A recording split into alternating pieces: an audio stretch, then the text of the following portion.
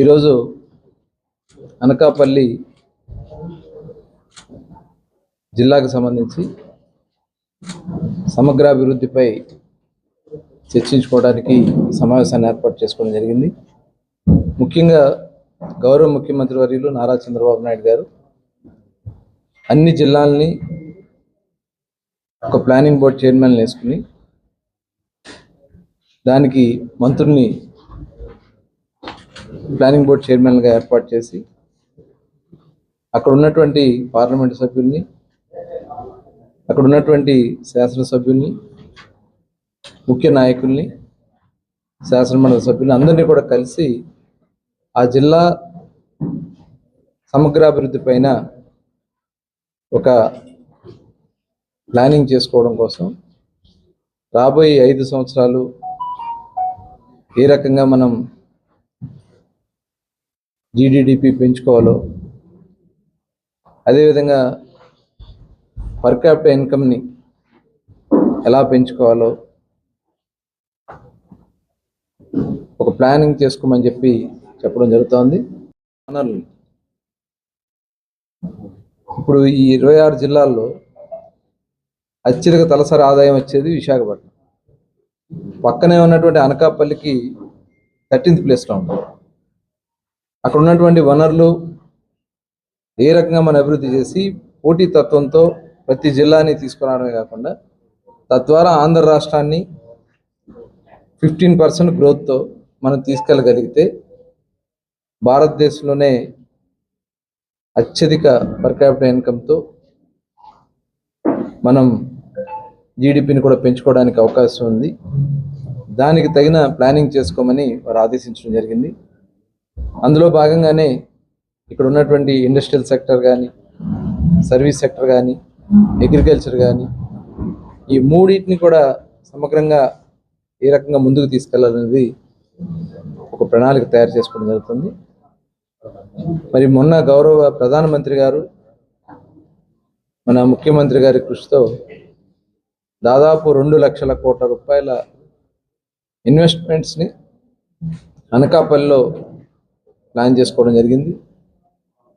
మరి అందులో భాగంగానే ఎన్టీపీసీకి సంబంధించినటువంటి గ్రీన్ హైడ్రోజన్ ప్రాజెక్ట్ దాదాపు 1,85,000 కోట్ల ఇన్వెస్ట్మెంట్తో గ్రీన్ ఎనర్జీ ప్రపంచంలోనే ఒక హబ్గా ఈ ప్రాంతాన్ని డెవలప్ చేయాలనే ఆలోచన చేస్తూ ఉన్నారు.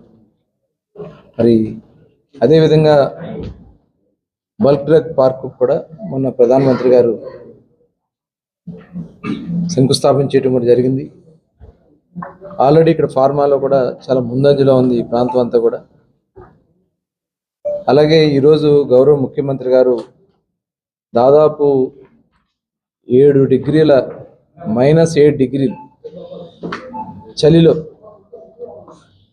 74 సంవత్సరాల వయసులో ఆంధ్ర రాష్ట్రం కోసం పరితపిస్తూ ఇవాళ పెట్టుబడులను ఆకర్షించడానికి, మనకున్నటువంటి వనరుల్ని సద్వినియోగం చేసుకోవడానికి వారు చేస్తున్నటువంటి కృషిలో భాగంగానే ఇవాళ ఆర్సీఆర్ మిట్టల్ దాదాపు 17.8 మిలియన్ టన్స్ స్టీల్ ప్లాంట్ని ఇక్కడ ఏర్పాటు చేయడానికి ఈరోజే ఎంఓయూ చేసుకోవడం జరిగింది. ఐరన్ ఓర్ పైప్ లైన్ ద్వారా మరి ఎక్కడా కూడా పొల్యూషన్కి తావు లేకుండా మరి అది కూడా తీసుకురావడం అనేది చాలా గొప్ప విషయం. ఈ సందర్భంగా ముఖ్యమంత్రి గారికి ప్రత్యేకంగా ఆంధ్ర రాష్ట్ర ప్రజల తరఫున ధన్యవాదాలు తెలియజేస్తా ఉన్నాం. అట్లాగే పోలవరం నుంచి మనం గ్రావిటీ ద్వారా లెఫ్ట్ కెనాల్ నుంచి రేపు జూన్ నాటికి అనకాపల్లికి వాటర్ రావడానికి అన్ని కార్యక్రమాలు జరుగుతున్నాయి. భవిష్యత్తులో దాన్ని ఎండ్ వర్క్ కూడా తీసుకెళ్ళడానికి ప్లానింగ్ చేసుకోవడం జరుగుతుంది. అదేవిధంగా మనకి ముఖ్యంగా ఈ ఎన్ఆర్జీఎస్ వర్క్స్లో పిఆర్ వర్క్స్ కింద 151 కోట్లు దాదాపు 1,200 వర్క్స్ని పెట్టుకోవడం జరిగింది. ఇప్పటికీ 60% వర్క్స్ కంప్లీట్ అయినాయి. మిగతాయి కూడా వేగవంతంగా పూర్తి చేయడానికి కార్యక్రమాలు జరుగుతూ ఉన్నాయి.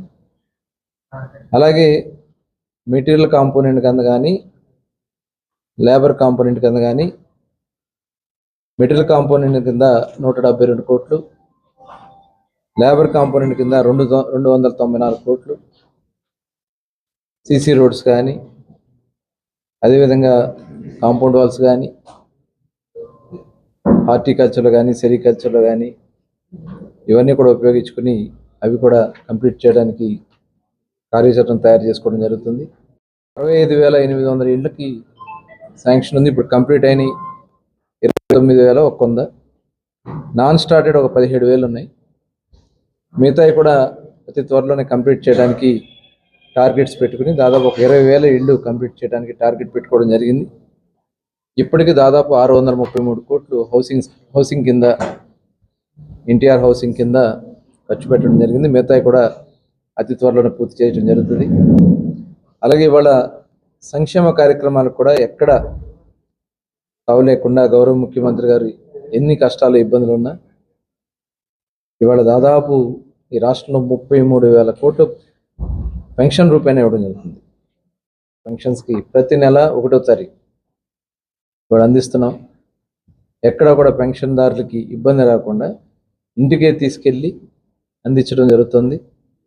అలాగే గ్యాస్ సిలిండర్లు ఏదైతే ఇచ్చినటువంటి హామీ ఉందో సూపర్ 6లో గ్యాస్ సిలిండర్ అందిస్తున్నాం. పెన్షన్స్ కూడా మరి అందించడం కూడా జరుగుతుంది. అలాగే రేషన్ కూడా ఎక్కడ కూడా ఇబ్బంది రాకుండా అందిస్తాం కూడా జరుగుతుంది. ఇవాళ ఈ సంక్షేమ కార్యక్రమాలన్నీ కూడా ఇప్పుడు ఏదైతే తల్లికి వందనం కార్యక్రమాన్ని కూడా రేపు జూన్లో స్కూల్స్ తెరిచే నాటికి తల్లి ఖాతాలో ఆ అమౌంట్ కూడా వేయటానికి ఆల్రెడీ ఫిక్స్ చేసుకున్నాం. ఎందుకంటే డేటా ప్రిపరేషన్ కోసం మాకు టైం పట్టింది. ఒక పక్క గత ప్రభుత్వం చేసినటువంటి అనేక దుర్మార్గ కార్యక్రమాల వల్ల కొంత ఇబ్బందులు వచ్చినా అన్నీ కూడా స్ట్రీమ్లైన్ చేసుకుని రావడం జరుగుతుంది. మరి ప్రజలు కూడా అర్థం చేసుకుని రేపు జూన్ నెలలో వారికి అందించడం జరుగుతుంది. పీరియడ్లో మత్స్యకారులకు ఇచ్చే దానికోసం కూడా రేపు ఏప్రిల్లో మరి గతంలో 10,000 ఇస్తే ఏప్రిల్ నుంచి 20,000 రూపాయలు ప్రతి సంవత్సరం వాళ్ళ బ్యాన్ పీరియడ్ టైంలో మార్చి 15 నుంచి జూన్ 15 వరకు వాళ్ళకి వేట నిషేధం ఉంటుంది. ఆ వేట నిషేధ సమయానికి సంబంధించిన ఏప్రిల్ నెలలోనే 20,000 రూపాయలు చొప్పున ఇవ్వడానికి కూడా మరి నిర్ణయించుకోవడం కూడా జరిగింది. ఇలా అనేక సంక్షేమ కార్యక్రమాలని ఇవాళ ప్రభుత్వం అమలు చేస్తూ ఉంది. అవన్నీ కూడా జిల్లాలో అందరికీ వచ్చే విధంగా అన్ని కార్యక్రమాలు చేస్తూ ఉన్నాం.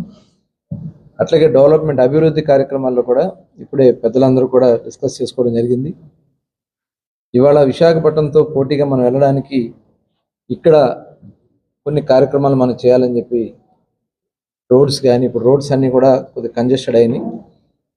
ఇక్కడ ఎక్కువ యాక్టివిటీ జరుగుతుంది కాబట్టి రోడ్స్ అన్నిటికీ కూడా R&B రోడ్స్ కానీ అలాగే NHలు కానీ కొన్ని ఇంపార్టెంట్ రోడ్స్ కూడా DPRలు తయారు చేసుకుని పెద్దలందరూ కలిసి పార్లమెంట్ సభ్యులను కూడా తీసుకుని మంత్రులు కూడా తీసుకుని కేంద్ర మంత్రులు కూడా తీసుకుని అనకాపల్లిలో పారిశ్రామిక అభివృద్ధికి కావాల్సినటువంటి రోడ్లన్నీ కూడా కంప్లీట్ చేయడానికి ఒక ప్రణాళిక తయారు చేసుకుని కేంద్ర మంత్రి గారిని కలవడానికి త్వరలోనే ఒక కార్యాచరణ తయారు చేసుకోవడం జరుగుతుంది. రోడ్స్ కానీ NDB రోడ్స్ కానీ 106 కోట్లతో మరి వర్క్స్ జరుగుతూ ఉన్నాయి. 65% పార్ట్ హోల్స్ కూడా కంప్లీట్ చేసుకోవడం జరిగింది. 119 రోడ్స్ని ఐడెంటిఫై చేయడం జరిగింది పార్ట్ హోల్స్ కింద. ఈ 119 రోడ్స్లో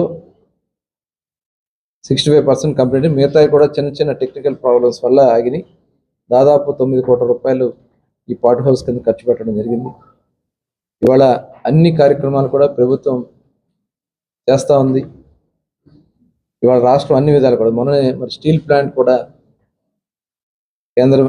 కేంద్ర ప్రధానమంత్రి గారు చంద్రబాబు నాయుడు గారి కృషితో 11,440 కోట్ల రూపాయలు ఇవాళ స్టీల్ ప్లాంట్ అభివృద్ధి కోసం చూసాం. గత పాలకులు చేసినటువంటి పాపాలు ఏ రకంగా 5 సంవత్సరాలు కనీసం స్టీల్ ప్లాంట్ గురించి మాట్లాడినటువంటి పరిస్థితి లేదు.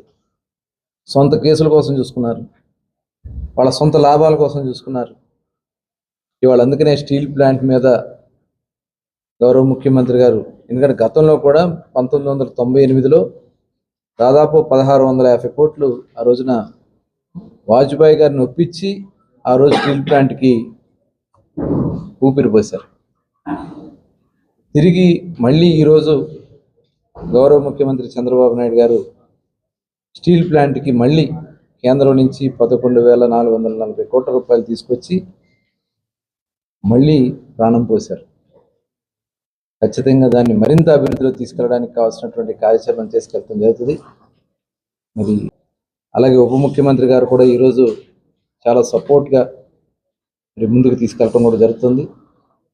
మరి ఈ రకంగా అందరం కలిసి ముఖ్యమంత్రి గారి డైరెక్షన్లో ఈ జిల్లాని మరింత ముందుకు తీసుకెళ్ళడానికి ఇటు అగ్రికల్చర్ వ్యవసాయం కానీ, అలాగే ఇక్కడ డైరీకి కూడా చాలా అవకాశాలు ఉన్నాయి. డైరీకి కానీ మరి ఈరోజు ఉదయం చోడవరంలో మన షుగర్ ప్లాంట్ కూడా చూసి రావడం జరిగింది.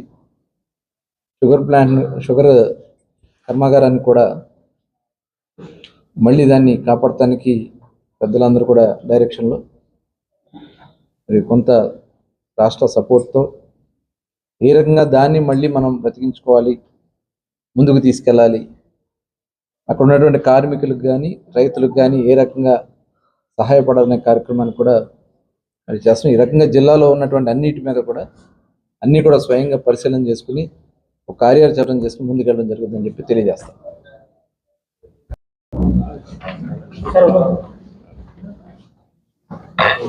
ఓకే మా రైట్.